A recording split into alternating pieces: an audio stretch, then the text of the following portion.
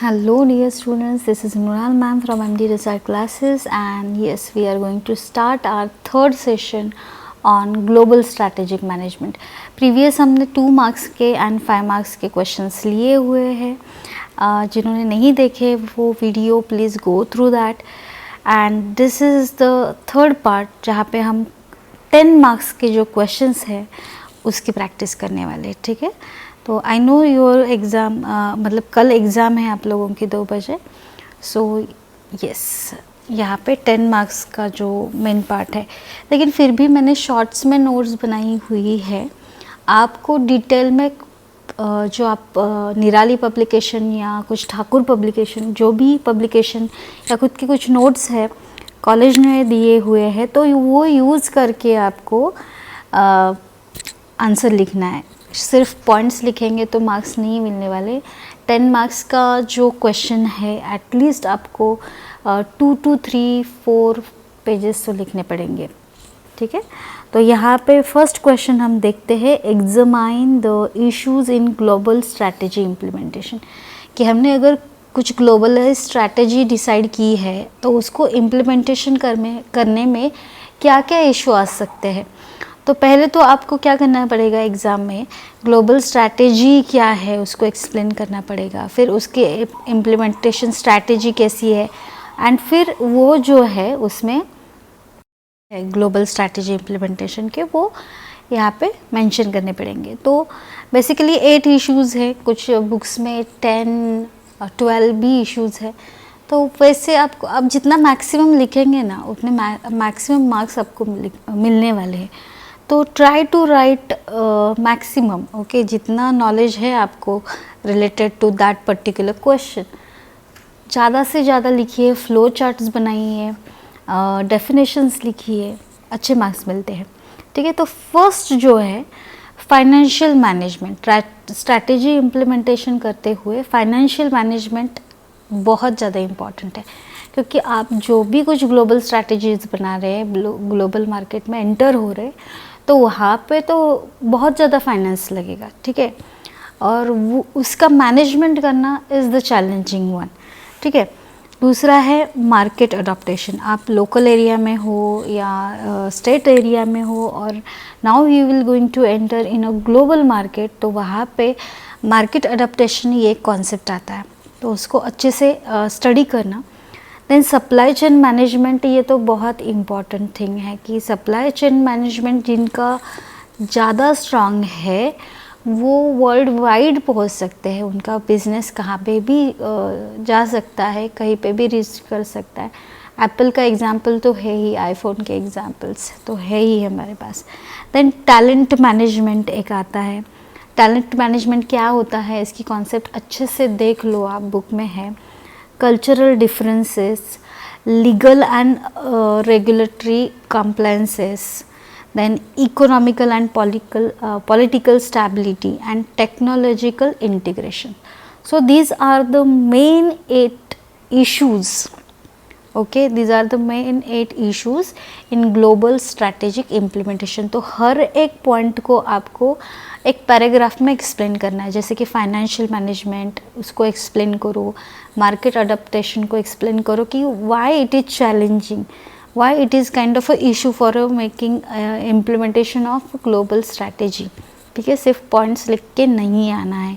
Again I am repeating. ठीक है, second देखिए, explain the 4 criteria of sustainable competitive advantage. तो ये शॉर्टकट याद रखने के लिए हमने बनाया है कि VRIO, these are the 4 criteria of sustainable advantage. उसमें वैल्यूएबल है, इमिटेट है मतलब costly, rare and organize to capture values. तो इसको मैं स्टार मार्क कर देती हूँ, अच्छे से आप डिटेल में पढ़ो, बुक्स में है. Then explain the global functional model. Explain the global functional model. Division structure हमें देखना है यहाँ पे. तो ये है ग्लोबल HQ. देन उसमें हेड क्वार्टर हम कहेंगे. फर्स्ट तो हेड क्वार्टर आता है, ग्लोबल हेड क्वार्टर. फिर उनके फंक्शनिंग आते हैं. अकॉर्डिंग टू फंक्शनिंग इसमें फाइनेंस को डिस्ट्रीब्यूट करते हैं, फिर मार्केटिंग, प्रोडक्शन, HR, ऐसे 4 टाइप्स बनते हैं. फिर रीजनल भी है, regional wise Asia, South America, Europe, Australia, Far East, then Europe में भी फिर ब्रिटेन, जर्मनी, नीदरलैंड, ऐसे ग्रुपिज्म होता है, ऐसे डिवीजन पढ़ते हैं। तो ये जो स्ट्रक्चर है इसे हम कहेंगे global functional model. What is this? Global functional model, जिसमें पहले तो जो ग्लोबल फंक्शंस है अकॉर्डिंगली उसे बाइफर्केट करते हैं कि finance, marketing, production and HR, and then area wise bifurcate करते हैं कि एशिया का ऑफिस, एशिया का डिवीजन, साउथ अमेरिका का, यूरोप का, ऑस्ट्रेलिया का, फार ईस्ट का, और उसके बाद यूरोप का भी अलग से यहाँ पे डिवीजन बनता है। ठीक है, तो ऐसे फ्लो चार्ट बना के आपको अच्छे से ये एक्सप्लेन करना पड़ेगा। Then difference between joint venture and partnership, joint venture and partnership का डिफरेंस हम देखेंगे। तो फर्स्ट डिफरेंस ऐसे है कि business activity carried out by 2 और more parties to undertake a certain task. यहाँ पे एक कॉमन टास्क है जॉइंट वेंचर, मतलब 2 और मोर पार्टीज आते हैं बिजनेस करने के लिए और उनका वो जॉइंट वेंचर होता है। जॉइंट मतलब साथ साथ में आके एक काम पूरा करते हैं। ठीक है, पार्टनरशिप क्या है? पार्टनरशिप पूरा अलग है, एक लीगल एग्रीमेंट है बिटवीन 2 और more people to own and operate business. So साथ में आना, साथ में आके काम करना एंड एक लीगल एग्रीमेंट बनाना, ये दोनों डिफरेंट चीज़ें हैं। ठीक है, यहाँ पे भी 2 और मोर पार्टीज है, while partner doing partnership also 2 और मोर पार्टनर्स है वहाँ पे। लेकिन यस, जो लीगैलिटी होती है दोनों में वो अलग होती है। ठीक है, सेकेंड हम पॉइंट देखेंगे जॉइंट वेंचर में, no special act to govern joint venture. कुछ भी ऐसा स्पेशल एक्ट नहीं है जो गाइड कर सके, गवर्न कर सकते हैं जॉइंट वेंचर को, ऐसा कुछ नहीं है। Yes, partnership act is very important while doing partnership, so it is govern by partnership act, हम ऐसे कहेंगे। ठीक है, देन जॉइंट वेंचर ये शॉर्ट टर्म इन नेचर है, पार्टनरशिप जो है ये लॉन्ग लास्टिंग इन नेचर है। ठीक है, एक स्पेसिफिक ड्यूरेशन वहाँ पे डिसाइड होता है। देन यूजेस क्या है जॉइंट वेंचर के? यूजेस नहीं, यहाँ पे it uses cash basis accounting and partnership में एक्रूअल बेसिस अकाउंटिंग है। तो जितना कैश आया है उसका रिकॉर्डिंग करते हैं और पार्टनरशिप में जो कैश आने वाली भी है फ्यूचर में उसका भी रिकॉर्ड यहाँ पे होता है। तो जो स्कोप है वो लिमिटेड है जॉइंट वेंचर में, एंड पार्टनरशिप का जो स्कोप है वाइडर है, बट ऑब्वियस। ठीक है, देन ट्रेड नेम ज़रूरी नहीं है यहाँ पे, trade name not needed in joint venture, लेकिन पार्टनरशिप में trade name is needed, important है। यहाँ पे एग्जाम्पल है sorry Ericsson, Coca Cola and Nestle का जॉइंट वेंचर, और यहाँ पे स्पॉटिफाई एंड ऊबर और रेड बुल एंड गोप्रो, ये एग्जाम्पल्स आपको एग्ज़ाम में लिखने हैं। ठीक है, आप एक याद रखना कि ग्लोबल स्ट्रैटेजिक मैनेजमेंट का सब्जेक्ट ही ऐसा है कि आप हर एक कॉन्सेप्ट में कुछ भी क्वेश्चन पूछा जाए आप विद एग्जाम्पल अगर दोगे ना, that will make your answer more impressive.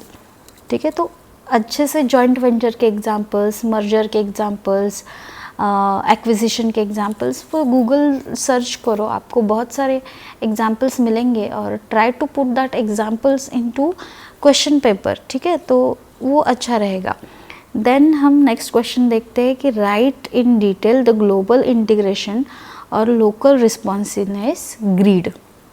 ठीक है, तो यहाँ पे एक चार्ट ऐसे बनाना पड़ेगा, क्या है ग्लोबल इंटीग्रेशन और हम इसे कहेंगे लोकल रिस्पॉन्सिवनेस ग्रिड। दोनों में से कोई भी एक वर्ड आ सकता है, तो आपको इसका आंसर ऐसे लिखना है। The concept of global integration was developed as a combined concept of strategic coordination and operational integration of global level at global level.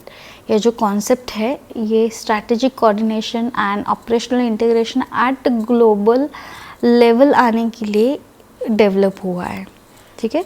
So the concept of global integration was developed as a what, combined concept of strategic coordination and operational integration of at a global level। तो यहाँ पे focus कौन सा है, strategic coordination and operational integration at global level, ये ज़्यादा important है। So ये local responsiveness refers to the adoption of MNCs operations at a local condition. Local responsiveness मतलब लोकल कंडीशन में अडॉप्ट कर देते हैं ये जो कंपनीज़ हैं उनके ऑपरेशंस। सो ये ग्रिड यहाँ पे आपको ड्रॉ करने का पड़ेगा। 4 ग्लोबल बेसिक स्ट्रैटेजीज़ के ऊपर फिगर है ये। तो ऐसे high, low, low, high, then ये 4 जो फैक्टर्स है, standardization of strategy, transactional strategy, export strategy, multi domestic strategy, ये 4 जो है पार्ट्स, ये ज़्यादा इम्पॉर्टेंट है इस कॉन्सेप्ट में। तो ऐसी डायग्राम आपको एग्ज़ाम में बनानी पड़ेगी और उसे एक्सप्लेन करना पड़ेगा। याद रखें कि ये क्वेश्चन अगर 10 मार्क्स का है तो आपको एटलीस्ट मिनिमम से मिनिमम 2 to 3 पेजेस आंसर लिखना ही पड़ेगा, ठीक है। तभी आपको यहाँ पे मार्क्स मिलने वाले हैं, शॉर्ट में नहीं लिखना है। सिर्फ फर्स्ट क्वेश्चन जो है 2 मार्क्स का, उसे 3 to 4 लाइन्स में लिखो। सेकंड क्वेश्चन जो 5 मार्क्स का है उसे एटलीस्ट 10 to 15 लाइन्स में लिखो। लेकिन जो क्वेश्चन नंबर जो 10 मार्क के क्वेश्चन है उसमें flow charts, diagrams, definitions and in detail सब लिखना है, ठीक है। Again question number 6, explain strategic evaluation and control. What are the control methods in international business, ठीक है। तो ये एक क्वेश्चन है कि explain strategic evaluation and control and कौन कौन सी मेथड्स है इंटरनेशनल बिजनेस में स्ट्रैटेजिक कंट्रोल के लिए। तो हम क्या कहेंगे कि strategic evaluation and control is the final stage in the process of international strategic planning, क्योंकि पहले प्लान होता है, फिर इसका इम्प्लीमेंटेशन होता है, फिर चेक होता है कि देन हम कोऑर्डिनेशन करके एट द एंड इवैल्यूएट करते हैं कि अरे हमने जो सोचा है, हमने जो प्लान किया है या हम जो इम्प्लीमेंट करने जा रहे हैं वो करेक्ट वे पे है या नहीं, whether we are in a profit और नॉट। अभी ग्लोबली है तो ग्लोबल लेवल के चैलेंजेस तो बहुत ज़्यादा है, तो अकॉर्डिंगली दैट हम है या नहीं, वहाँ पे इवैल्यूएशन होता है, स्ट्रैटेजी इवैल्यूएशन। तो ये सबसे लास्ट स्टेज है इंटरनेशनल स्ट्रैटेजिक प्लानिंग की। ये जो पूरी प्रोसेस है उसमें strategic evaluation is the final stage. तो इसमें क्या क्या आता है देखिए, फाइनेंशियल मेजर्स आते हैं, MNCs host country relationship consider होता है, कंट्रीब्यूटरी रिलेशनशिप कंसिडर होता है, then reinforcing relationship, infrastructuring या सॉरी infrastructuring नहीं, frustrating relationship, determining relationship, ये सब मेजर्स है जो इसे इवैल्यूएट करते हैं। इन दिस वे ये मेजर्स हम यूज़ करके स्ट्रैटेजी को इवैल्यूएट करते हैं। तो कौन कौन से कंट्रोल टेक्निक्स है या कंट्रोल मेथड्स है इन इंटरनेशनल बिजनेस। तो एक पर्सनल कंट्रोल आता है, एक ब्यूरोक्रेटिक कंट्रोल आता है, फिर output and then cultural controls आते हैं। तो इसको पूरा एक्सप्लेन कर दो अच्छे से चार्ट बना के, ठीक है। So explain strategic evaluation and control. तो यहाँ पे शॉर्ट में ही हो सकता है, नहीं तो वीडियो इतना बड़ा होगा कि you can not listen whole video, right. तो यहाँ पे इसलिए मैं शॉर्टकट में आपको नोट्स प्रोवाइड कर रही हूँ, ठीक है। क्वेश्चन नंबर 7 हम देखेंगे, how can you design the global organization. How can you design the global organization. अगर आप ग्लोबली वर्कआउट करने जा रहे हो, so then in that case how will you decide, design कैसे करोगे आपकी ग्लोबल ऑर्गेनाइजेशन, ये क्वेश्चन आपके लिए है। तो ये थोड़ा एक्सपेरिमेंटल लेवल पे क्वेश्चन आता है। तो यहाँ पे हम ऐसे लिखेंगे कि organization design is related with the structure of the organization, कि आपका ऑर्गेनाइजेशन का स्ट्रक्चर क्या है, उस हिसाब से हम ऑर्गेनाइजेशनल डिज़ाइन बनाएंगे, ठीक है, करेंगे. So it is defined as the process of examining the roles, processes, responsibilities in order to achieve the goal. Roles, process and responsibility in order to achieve the goals. इसीलिए हम design करते ना कि क्या करना है. सो ये 3 factor तो आएंगे, roles, process of responsibility and achieve the goals. ये मैनेज करने के लिए ये प्रोसेस ऑफ एग्जामिनेशन ऐसे बनाते हैं, ठीक है. तो क्या क्या कर सकते हैं हम, पहले तो हम first of all we will going to define the purpose and goal, कि हमारा जो बिज़नेस है उसका पर्पस एंड गोल क्या है. देन हम ऑर्गेनाइजेशनल स्ट्रक्चर उसका बिल्डअप करेंगे, फिर कम्युनिकेशन करेंगे हर एक डिवीज़न, हर एक स्टेज से, एंड कोलैबोरेशन करेंगे if required. Okay. Then cultural awareness create करेंगे among the people with whom we are working. Then talent acquisition and development करेंगे, क्योंकि that's really matters. Okay. Then technology infrastructure बनाएंगे, global compliances करेंगे, and then performance measurement करेंगे. So ये ऐसी ही designing होती है, ठीक है. सो आप ना, आपका अगर global organisation you will going to start in future, आपको in this way considering all this 8 factors you need to design your organisation, ठीक है.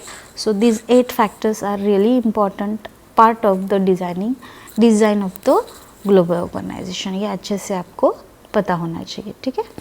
नेक्स्ट देखेंगे question number 8. Explain the various types of resources. Resources मतलब जिसका use करके हम organisation चला रहे हैं. तो रिसोर्सेज में मनी भी आते हैं, टाइम भी आता है, वर्कर्स भी आते हैं, जो रिसोर्सेज अवेलेबल है हमारे कंपनी के वो भी आते हैं. तो यहाँ पे पहले तो रिसोर्सेज क्या है वो एक्सप्लेन करना पड़ेगा आपको. देन उसका बायफरगेट करना पड़ेगा कि resources can be are tangible and intangible.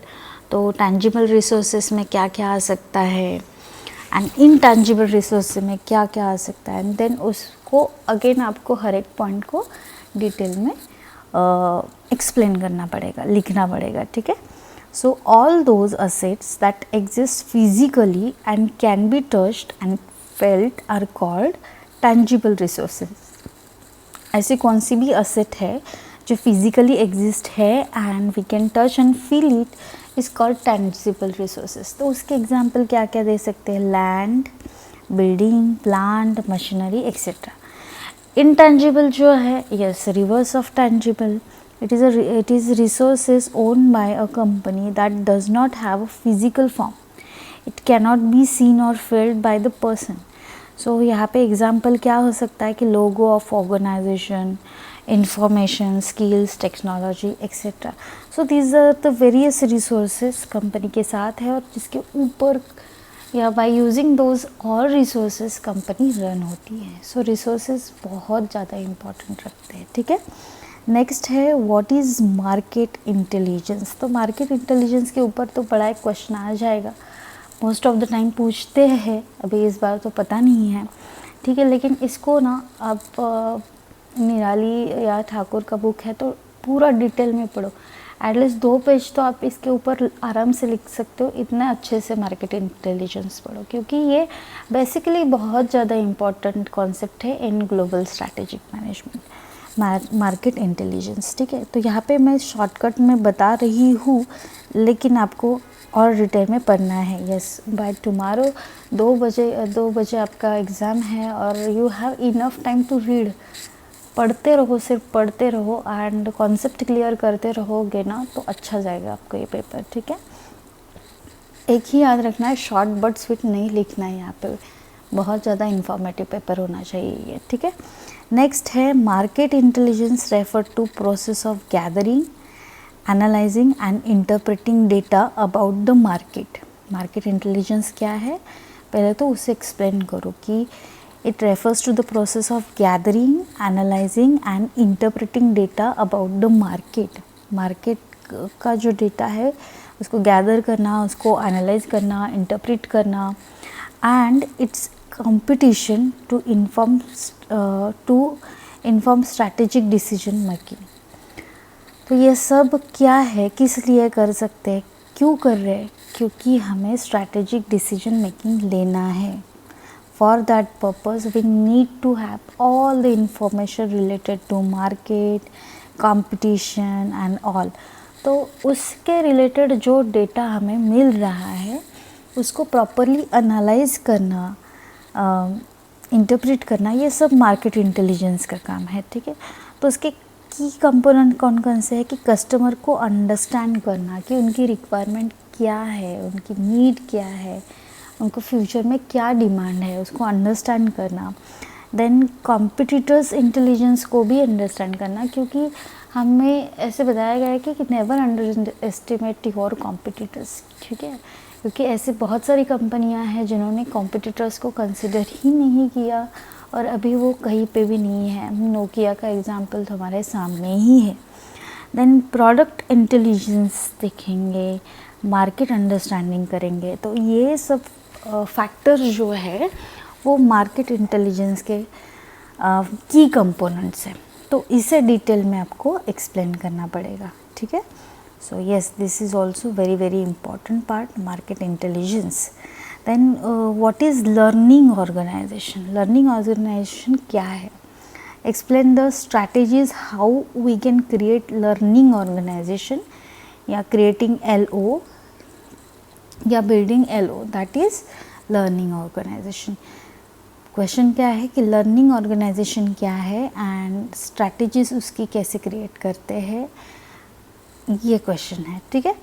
तो हम यहाँ पे कहेंगे बेसिकली कि a learning organization is a company that facilitate the continuous learning of its employees and continuously transform itself to adapt to a changing environment. Continuously क्या करते हैं, वो लर्न करते रहते हैं, एम्प्लॉयज़ लर्न करते रहते हैं, खुद को ट्रांसफॉर्म करते रहते हैं. फिर उनका मॉडल आईफोन के देखिए अभी स्टॉप ही नहीं हो रहा है. मतलब हर एक ईयर में उनका न्यू कुछ तो भी लॉन्च होता है. Why this is so? Because iPhone या एप्पल वी कैन से कि लर्निंग ऑर्गेनाइजेशन है. कंटिन्यूसली वो कुछ तो कुछ लर्न करते हैं, अडॉप्ट करते हैं एंड कुछ ऐसा बनाते हैं जो नया है. ठीक है. सो ट्रांसफॉर्म करते हैं, कंटिन्यूसली चेंज लाते हैं. तो ये तो ऑर्गेनाइजेशन का एग्जांपल हुआ. ठीक है. एप्पल का तो एग्जांपल है ही. तो उसमें हाउ टू क्रिएट दैट यहाँ पे, या explain the strategies how we can create learning organization. तो फर्स्ट ऑफ ऑल तो हमारी जो टॉप मैनेजमेंट है उसकी कमिटमेंट यही होनी चाहिए कि we are going to learn continuously, we will going to learn continuously and transform our self. ठीक है. दूसरा है sharing of commitment and creation of vision.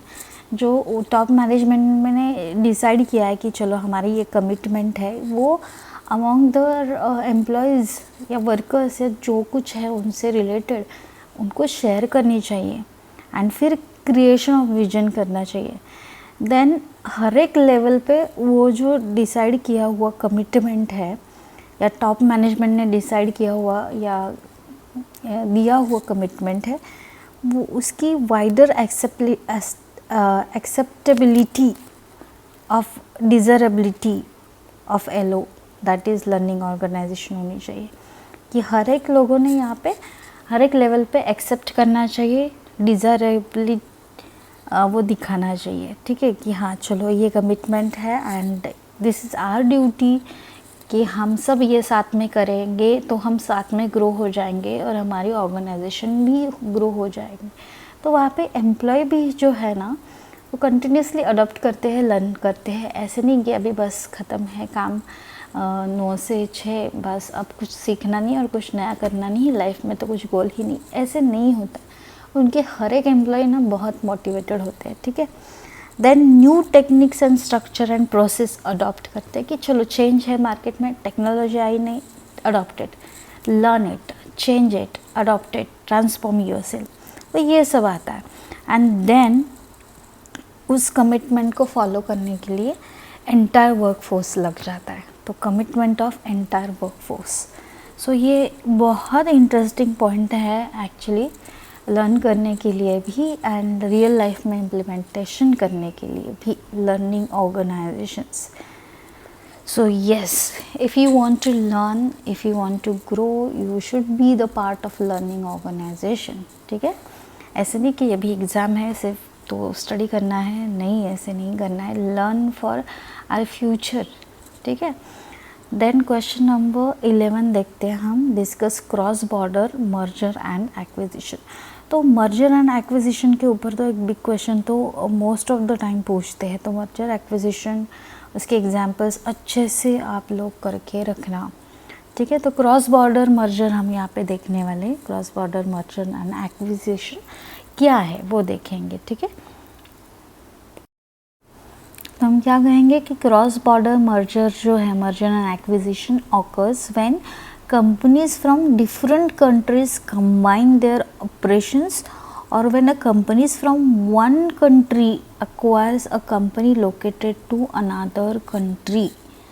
ठीक है. यहाँ पे थोड़ा मीनिंग लेंदी हुई कि क्रॉस बॉर्डर कब कहेंगे, cross border merger and acquisition कब कहेंगे कि companies from different countries combine होती है, ऑपरेशंस आर कंबाइनिंग, एंड हम कहेंगे कि company from one country acquires the company located at the another country, तो वो होगा एक्विजिशन. डिफरेंट कंपनी एक्वायर करती है, कंबाइन होती है, मर्जर एंड एक्विजिशन. ठीक है. तो एग्जांपल है यहाँ पे, यस एग्जांपल लिखना मस्ट है. Tata steel and Corus group 2007 में उनका मर्जर एंड एक्विजिशन हुआ था. Then Facebook and WhatsApp 2014 latest example है, उनका भी मर्जर एंड एक्विजिशन हुआ है.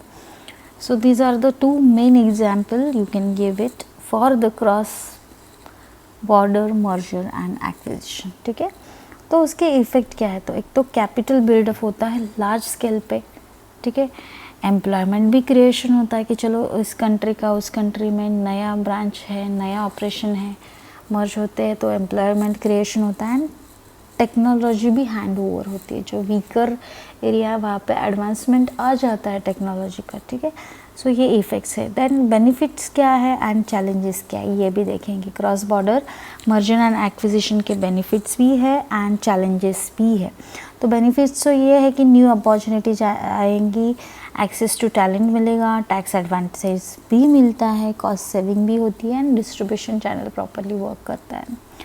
देन चैलेंजेस है कि चलो पॉलिटिकल तो इशू हमेशा रहता है, कल्चरल चैलेंजेस भी आते हैं, लीगल कंसिडरेशन भी कंसिडर करना पड़ता है, फिर टैक्सेशन एंड अकाउंटिंग का भी कंसिडर है, एंड ड्यू इंटेलिजेंस ये भी है, due diligence, sorry not intelligence, due diligence. So these are the challenges in detail you need to study for the exam. Yes, 4 mark कर देती हूँ कि cross border merger and acquisition with example, effects and benefits. Next है discuss market and industry opportunities. Market opportunities कौन सी है, industries opportunities कौन सी है वो देखेंगे. पहले तो मार्केट अपॉर्चुनिटी देखते हैं कि market opportunity means what, assessment of measures the potential demand in the country for the product और सर्विसेज ऑफ द फर्म. ये पर्टिकुलर प्रोडक्ट या सर्विसेज जो कुछ हम दे रहे हैं हमारे कंट्री में, तो उसकी डिमांड कितनी है, पोटेंशियल डिमांड कितनी है फ्रॉम द कस्टमर, उसका असेसमेंट करना, मेजर करना, that is market opportunity find out करना. ठीक है. Market opportunity means what? Assessment measures the potential demands in the country for the product or services of the firm. तो उसमें क्या क्या फैक्टर्स आते हैं कि मार्केट साइज़ कितना है, मार्केट ग्रोथ कितना है, क्वालिटी ऑफ डिमांड कितनी है, ये सब फैक्टर्स उसमें एनालिसिस करते हैं मार्केट अपॉर्चुनिटी में. ठीक है. इंडस्ट्री अपॉर्चुनिटी में क्या आता है, क्या असेसमेंट करते हैं हम, क्या फाइंड आउट करते हैं. तो assessment of measures, how easy it is to compete in the country, कि कंट्री में ही कम्पीट करना है तो हाउ इजी इट इज़. ठीक है. तो उसमें हम क्या क्या देखते हैं, the nature of the competitive climate, then the nature of the industries competitive structure, then investment incentives granted to the government, ये सब देखते हैं.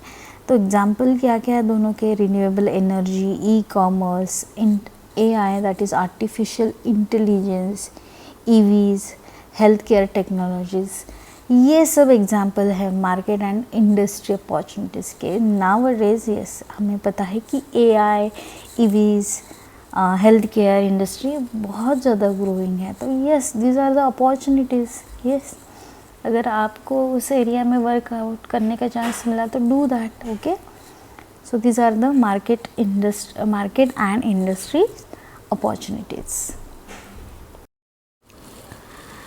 तो भी क्वेश्चन नंबर 13 देखते हैं। Discuss alliance constellation management. Alliance constellation management, alliance क्या है कि दो जो पार्टीज़ है या दो कंट्रीज़ है या दो बिजनेस है साथ में आके कुछ बिजनेस करते हैं कॉमन गोल्स के अंदर, ठीक है। तो यहाँ पे अलायंस कॉन्स्टिलेशन क्या है? Alliance constellation management refers to the process of effectively managing a network of alliance और पार्टनरशिप बिटवीन कंपनीज। अलायंस या पार्टनरशिप बिटवीन कंपनीज ये सेम है, तो उनका जो अलायंस या पार्टनरशिप है उसकी जो प्रोसेस है इफ़ेक्टिवली मैनेज करना, उनका जो नेटवर्क है इफ़ेक्टिवली मैनेज करना, इस पूरी प्रोसेस को हम कहेंगे अलायंस कॉन्स्टिलेशन मैनेजमेंट। तो फिर से एक बार देखिए क्या है, alliance constellation management refers to the process of effectively managing a network of, किसका नेटवर्क? अलायंसेस का या पार्टनरशिप बिटवीन कंपनीज का। तो इसके 3 मेजर डिफ़िकल्टीज़ है while doing alliance constellation management कि norms of reciprocity है, then conflicts resolution है and coordination है। तो ये तीनों फैक्टर को आपको अच्छे से एक्सप्लेन करना पड़ेगा। ये तीनों जो है इसके सब पार्ट्स जो है आपको रीड करने पड़ेंगे। फिर difficulties can be solved by generalising reciprocity, then social sanction करना या माइक्रो कल्चर का इन्वॉल्वमेंट करना, ये जो है these are the solution for difficulties. तो एग्जांपल इसमें अलायंस कॉन्स्टिलेशन मैनेजमेंट के है retail industry, automobile industry, airlines industry, technological industry, pharmaceutical industry. These are the various areas और इंडस्ट्रीज़ जहाँ पे अलायंसेस होते रहते हैं, ठीक है। तो उससे मैनेज करना, उस प्रोसेस को मैनेज करना, उस पूरे नेटवर्क को मैनेज करना यहाँ पे होता है। तो कुछ डिफ़िकल्टीज़ है and how to resolve that difficulties, ये भी यहाँ पे सॉल्यूशन। तो अच्छे से पूरा ये डिटेल में आपको यहाँ पे एक्सप्लेन करना है एग्ज़ाम में, ठीक है। क्वेश्चन नंबर 14 देखिए, बहुत ज़्यादा इम्पॉर्टेंट क्वेश्चन है। एक्चुअली सभी क्वेश्चन इम्पॉर्टेंट ही है, प्रीवियस एग्ज़ाम पेपर से ये क्वेश्चंस लिए हुए हैं, और भी बुक में होगा तो वो भी पढ़ के जाइएगा। आई रिक्वेस्ट यू कि don't rely on this notes only, कि ऐसे नहीं कि हाँ मैम ने इतना सिखाया उतना ही पढ़ के गए और एग्ज़ाम में कुछ अलग से पूछा। तो मैक्सिमम तो हमने कवर कर दिया है, लेकिन इनकेस अगर कुछ अलग से पूछा जाए तो please go through that all syllabus, ठीक है। तो यहाँ पे क्वेश्चन नंबर 14 हम देखेंगे, explain the topology and framework of strategic alliance. तो पहले ये फ्रेमवर्क है, अच्छे से डायग्राम याद कर लो, रट्टा मार लो, बाय हार्ट कर लो, ठीक है। Number of alliances, multiple and single, local and regional, ऐसे 4 पार्ट करेंगे। Scope of alliances, number of alliance and scope of alliances side में लिखेंगे। देन मल्टीपल सिंगल, तो मल्टीपल लोकल अलायंसेस होता है, मल्टीपल ग्लोबल अलायंसेस होता है, सिंगल लोकल अलायंसेस होता है एंड सिंगल ग्लोबल अलायंसेस होता है, ठीक है। तो ये जो है ये जो चार्ट है ये फ्रेमवर्क ऑफ स्ट्रैटेजिक अलायंस है। देन टोपोलॉजी अगर पूछा जाए क्वेश्चन, तो टोपोलॉजी की ऐसे ये फिगर बनानी है आपको, ये ड्रॉ करना है ऐसे, ठीक है। यहाँ पे थोड़ा कम स्पेस में हम ड्रॉ किया हुआ है, लेकिन आप एटलीस्ट हाफ पेज तो ड्रॉ कर दो, फुल पेज कर दिया तो भी चलेगा। टोपोलॉजीज बहुत इंपॉर्टेंट पॉइंट है। तो इसमें स्ट्रैटेजिक बेनिफिट ऑफ अनालिसिस आते हैं, जिसमें strategic objective, scope and value creation potential things हमें देखनी पड़ती है। देन हमें पार्टनर सिलेक्शन करना पड़ता है, उसमें strategic fit, capabilities fit, cultural fit या ऑर्गेनाइजेशनल फिट, ये सब पॉइंट हम कंसिडर करते हैं। देन निगोशिएशन एंड डिज़ाइन बनाते हैं, जिसमें valuation, contract negotiation and agreement करते हैं। तो ये जो पूरा फ्रेमवर्क है, हम कहेंगे कि फ्रेमवर्क ऑफ स्ट्रैटेजिक अलायंस या टोपोलॉजी, दोनों भी, ठीक है। सो ये अच्छे से कर लेना, और इसका implementation, organisation, leadership, integration, evaluation, ये एंड में यहाँ पे हमें लिखना है, तो इसके नीचे ये आ जाएगा। सो ये फर्स्ट, फिर सेकंड, फिर थर्ड एंड फोर्थ इम्प्लीमेंटेशन। तो टोपोलॉजी में हम क्या करेंगे कि स्ट्रैटेजिक बेनिफिट एंड अलायंस करेंगे, फिर पार्टनर्स का सिलेक्शन करेंगे, देन निगोशिएशन करेंगे, देन इम्प्लीमेंटेशन करेंगे। ये टोपोलॉजी या हम कहेंगे फ्रेमवर्क ऑफ स्ट्रैटेजिक अलायंस। तो ये दोनों साथ में ही आते हैं, तो मोस्टली अगर क्वेश्चन पूछा जाए तो दोनों डायग्राम यहाँ पे ड्रॉ कर देना, ठीक है। यहाँ पे ये टोपोलॉजी ये है, and what we can say framework of strategic alliance, ठीक है। तो ये बुक में भी अच्छे से डिटेल में एक्सप्लेन किया हुआ है, पूरा डिटेल में पढ़ के जाओ, सो इसको एक्सप्लेन भी आप लोग कर पाओगे। देन क्वेश्चन नंबर 15 की तरफ जाते हैं। Elaborate the challenges of global strategic management of the present era के प्रेजेंट एरा में कौन कौन से ग्लोबल स्ट्रैटेजिक मैनेजमेंट के लिए चैलेंजेस है। एक्चुअली यहाँ पे मैं 4 ही एक्सप्लेन किए, लेकिन आई गेस ठाकुर में तो मोर देन 10 हो गए। तो ये जो क्वेश्चन है 15 ही है, ठाकुर में से एक बार देख लो आप। जिनके पास निराली है तो ठीक है, निराली से भी कर लो, कोई प्रॉब्लम नहीं है, लेकिन थ्योरी के लिए तो हम बेसिकली ठाकुर ही प्रेफर करते, क्योंकि बहुत सादा सिंपली एक्सप्लेनेशन होता है एंड बहुत ज़्यादा इंफॉर्मेशन गिवन होती है, ठीक है। तो ये जो क्वेश्चन नंबर 15 है, ये आप मैं स्टार्ट करती हूँ। You need to find out this answer on in Nirali का बुक और ठाकुर का book and do it for exam, ठीक है। देन क्वेश्चन नंबर 16 है, elaborate the theories of organisation adaptation at the global level. Elaborate the theories of organisation adoption at the global level, कि कौन कौन सी theories है जो ग्लोबल लेवल ऑर्गेनाइजेशन अडॉप्टेशन के लिए इम्पॉर्टेंट है। तो वो इम्पॉर्टेंट क्वेश्चन है कि पॉपुलेशन इकोलॉजी थ्योरी है, इंस्टीट्यूशनल थ्योरी है एंड स्ट्रैटेजिक चॉइस थ्योरी है।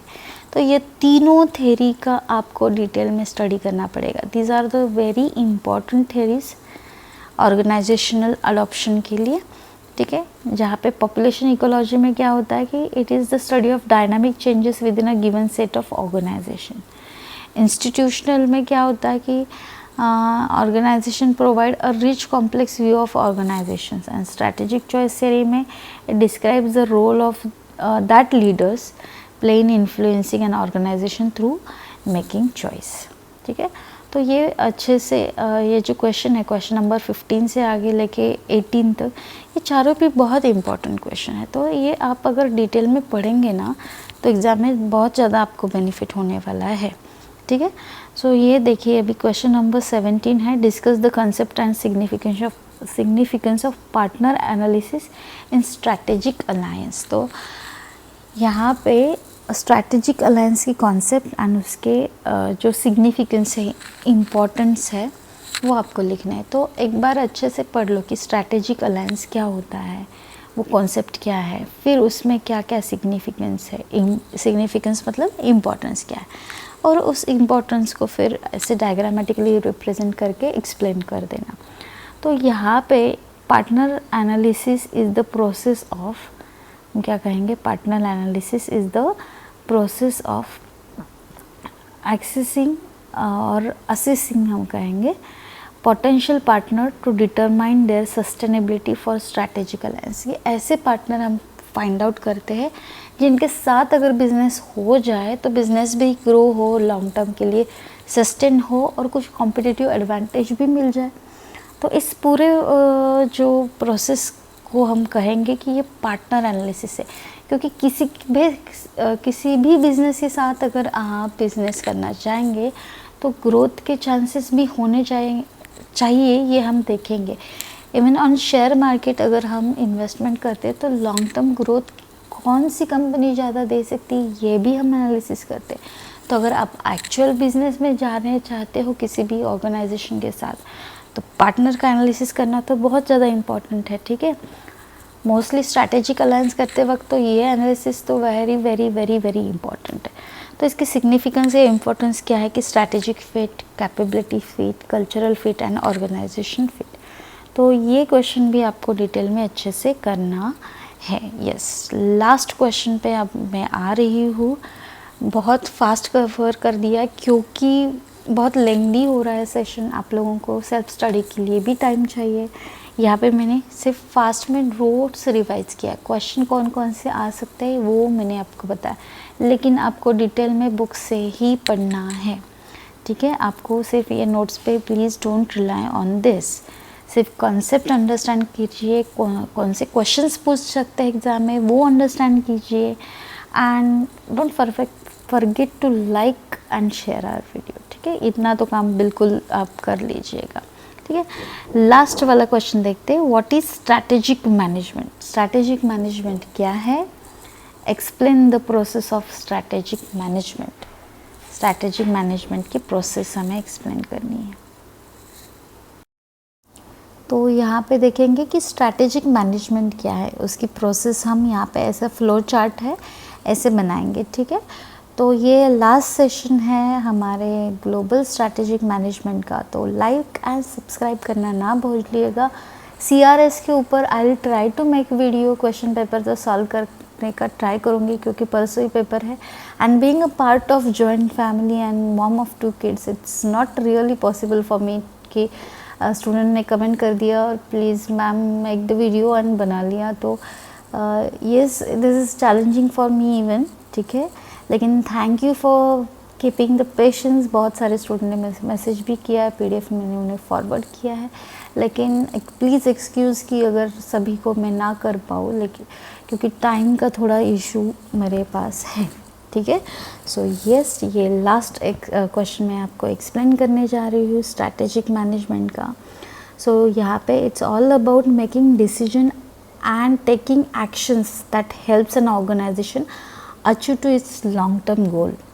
स्ट्रैटेजिक मैनेजमेंट का यही है कि ऐसी स्ट्रैटेजी या ऐसे डिसीजन या ऐसे एक्शंस डिसाइड करो, इम्प्लीमेंट करो जिसकी हेल्प जो है ऑर्गेनाइजेशन को हो सके to achieve their long term goals. Short term के लिए स्ट्रैटेजिक प्लानिंग नहीं होता है, strategic planning is always for long term goals achievement के लिए होता है। तो इसकी प्रोसीजर क्या होती है, प्रोसेस ऑफ स्ट्रैटेजिक मैनेजमेंट क्या है। तो फर्स्ट तो हम एनवायरमेंटल एनालिसिस करते हैं, फिर गोल सेट करते हैं कि क्या करना है, कहाँ जाना है, कब जाना है, कैसे पहुँचना है। देन स्ट्रैटेजी फॉर्मुलेट करते हैं, उसे हम करेंगे स्ट्रैटेजीज फॉर्मुलेशन। फिर वो जो फॉर्मुलेट की हुई स्ट्रैटेजीज़ है उसको हम इम्प्लीमेंट करते हैं।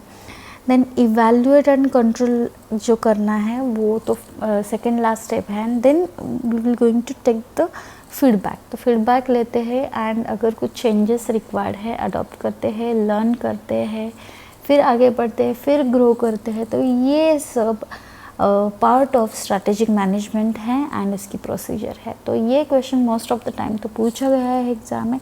इसके अच्छे से डायग्राम लर्न कर दो, एक्सप्लेनेशन इसका मैंने again I am repeating the same thing, sorry for that, कि आपको अगर 10 मार्क का क्वेश्चन है तो उसका minimum 2 to 3 pages answer with उसकी डायग्राम एंड डेफिनेशन आपको लिखना है, तभी आपको आउट ऑफ 10 5 6 7 8 मार्क्स मिलेंगे, ठीक है।